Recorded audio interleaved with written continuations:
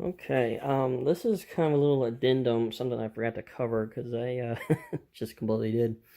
On one of my previous videos, you see these guys running with their coaches, the Marx number 21 Santa Fe units. A little history on these guys. These came out right as the Korean War fired up, and unfortunately, due to just kind of a bad market at the moment, and wartime rationing and everything, these guys just did not hit the market at the right time. Definitely wrong place, wrong time kind of situation. But from what we understand, a couple other road names were planned for these. Here, NYC thrown around a lot. It's probably very likely. But then these were supposed to get different cars for them. They were actually bigger than the 316s, which we'll get to in a minute.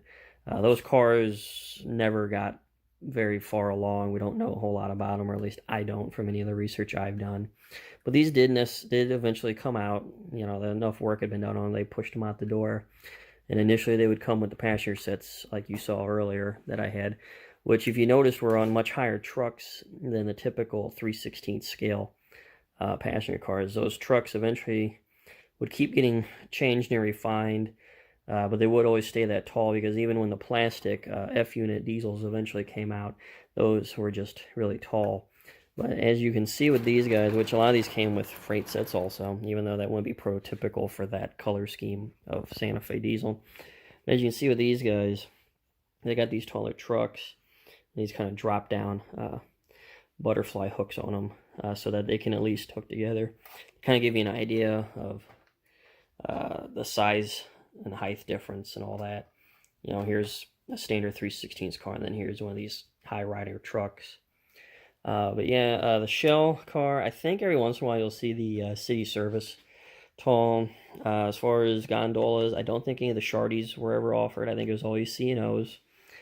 As far as boxcars goes, I was always a DF. I've seen pacemakers occasionally.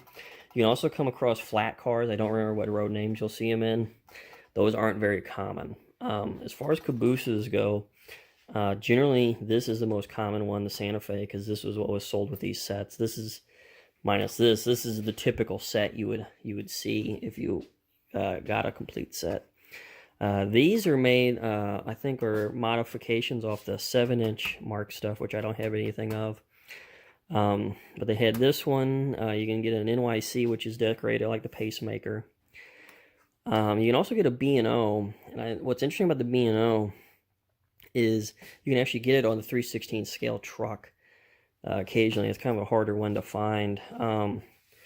Yeah, I'm trying to think who else they had. They had a couple different things. I probably should look this up before I start a video. But hey, you know.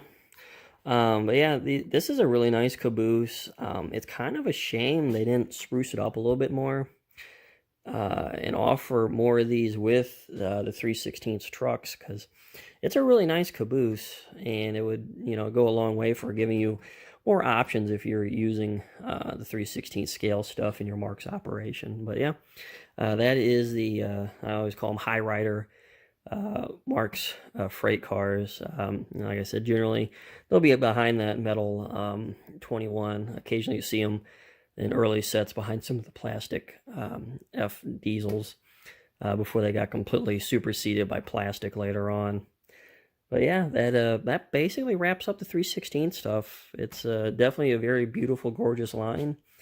And then I'll get a video together on some runtime for it, and we'll go from there. Thank you.